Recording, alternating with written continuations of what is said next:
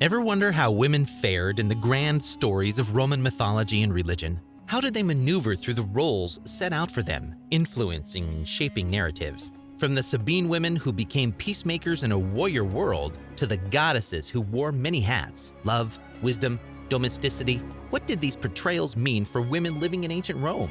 In this video, we are looking at the women in ancient Rome, their influence, rights, and roles. Ready to join? Before we get started, please subscribe to the channel and hit the bell icon so you always get notified. Women in mythology and religion. When you peek into the world of Roman myths and legends, you see a different side of women. Think about the Sabine women's story. The Romans nabbed them from their tribe, but guess what? They weren't just victims. They played the role of peacemakers, smoothing things over between the Romans and the Sabines. This tale shows us that Roman women weren't just bystanders. They were in the thick of things, keeping the peace at home and sometimes even beyond. Then you have the Vestal Virgins, priestesses of Vesta, the home goddess. They had a super important job of keeping a sacred fire burning bright. And while all other Roman women were wives or mothers, these women couldn't marry or have kids. They were a curious mix of power and restriction. Then come the goddesses. You've got Juno, the queen of gods, showing us the wife side of women. Minerva, the smarty-pants goddess of wisdom and war strategy, shows that women weren't just pretty faces. They had brains too. And Venus, the goddess of love, reminded everyone of women's charm and beauty. Religion played a big part in women's lives back then. Women had their hands full with sacrifices, festivals, and even cults. Take the cult of Isis, an Egyptian goddess, for example. Here, women could worship shoulder to shoulder with men, a rare sight in Roman religion. The Romans also rubbed shoulders with other religions like Christianity and Judaism. These religions saw women in a new light. In Christianity, for instance, women were seen as equals and played crucial roles in the faith. They were big names like Mary Magdalene and Priscilla, who made a huge difference to the early Christian community. Looking at old books like Ovid's Metamorphoses, Livy's History of Rome, and Plutarch's Lives can tell us a lot about women in those times. Even things dug up by archaeologists like statues, writings, and everyday stuff from Roman homes give us a peek into their lives. In a nutshell, when you look at the stories and rituals from Rome, you get to see the whole picture of women, the roles they played, the rules they followed, and the ones they broke. Even though they lived a long time ago, their stories still ring true today. Sounds familiar, doesn't it? Women in the family and society. We're about to jump into the fascinating world of ancient Roman women and their roles within the family and society. Here, we'll uncover tales of women who lived thousands of years ago, yet whose stories continue to resonate with us today. Starting with the basics, imagine having a name that isn't really yours but is tied to your family or your husband. That was the case for women in ancient Rome. Women were often identified and named according to their familial lineage or marital status. Instead of having a unique name, their moniker often signaled, "I'm from this family," or "I'm married to this man." And that's just the tip of the iceberg. Let's delve deeper into the Roman household, where the man of the house, or the paterfamilias, held sway over pretty much everything. The paterfamilias was the big boss, the one who called the shots. For women, this meant they had to dance to the tune of the male head, whether it was their father, husband, or in some cases, even their son. This system often left women with limited legal rights and a tight leash on their autonomy. A woman's life in many ways was held by the puppet strings of the paterfamilias' whims and wishes.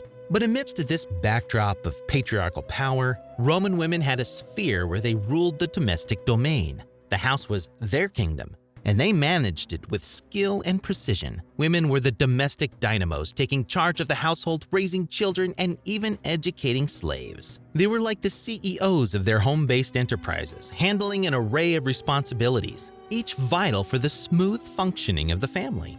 In the face of these societal norms and restrictions, you might think Roman women led uneventful, dull lives. But hold your horses, because these women knew how to express themselves. They found creative outlets to showcase their personality and individuality. Fashion was one such canvas where they painted their identity. From the stola, a long woolen tunic worn by women, to the palla, a large wrap, a woman's attire spoke volumes about her status, her style, and sometimes even her mood.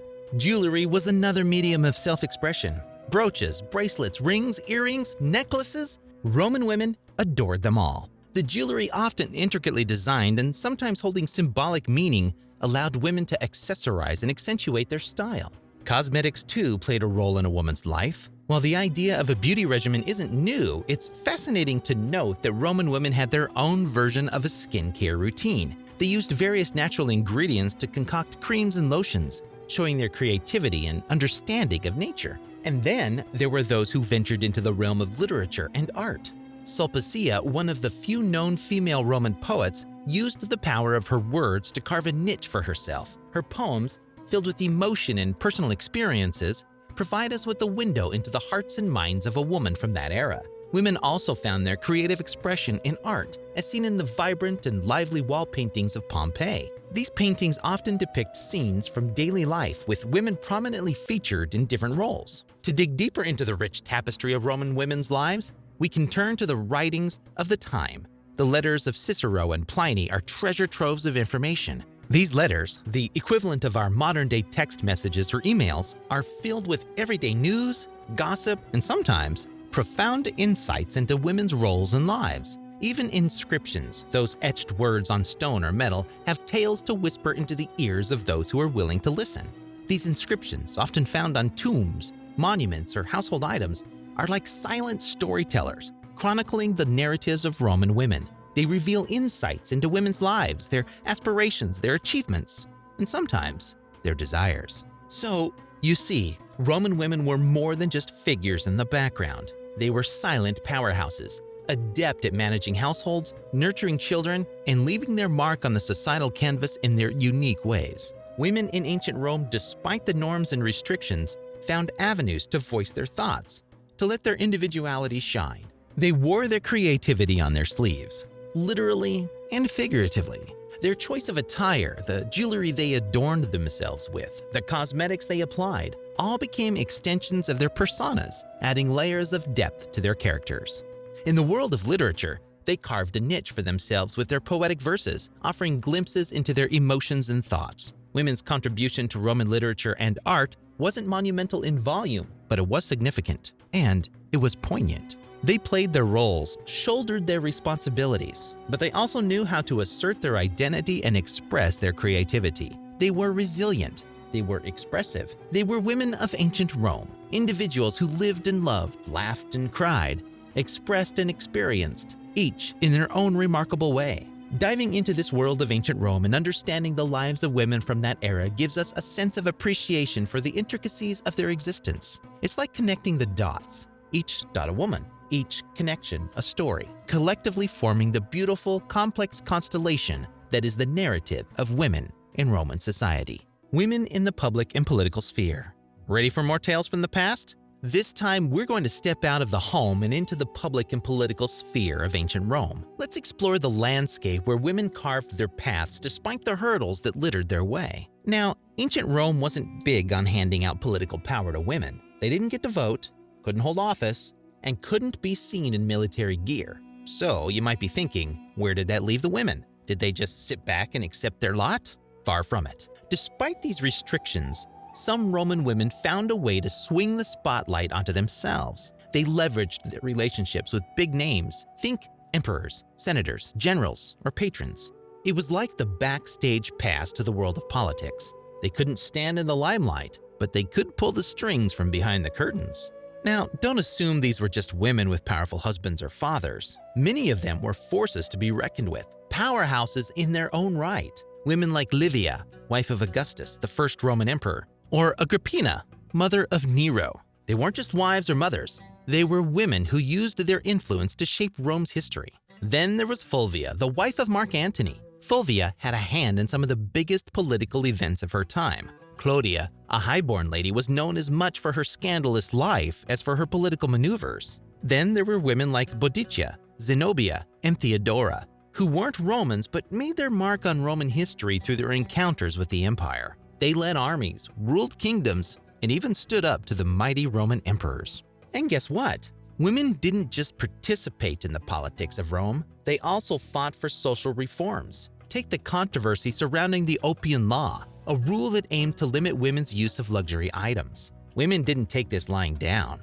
They took to the streets, arguing for their rights. In the Gratian reforms, too, women played their part. With the rise of Christianity, we see women once again making their presence felt. The conversions weren't just a religious shift, but also a societal one. and women were at the forefront of this change. What's interesting here is that these women's stories aren't just tales passed down from generations. We've got cold, hard facts backing them up. Books like Tacitus's Annals and Suetonius' Lives of the Caesars give us the juicy details of these women's lives. Cassius Dio's Roman history and Eusebius's ecclesiastical history tells us about the social and religious changes of the time. Even coins, with their images and inscriptions, hint at the power and influence of some of these women. As we close our journey through the dynamic world of women in Roman mythology, religion, society, and politics, I invite you to reflect who from these women resonate with your own story and why. Let's discuss in the comments below. Thank you for watching, and don't forget to subscribe for more intriguing explorations into history.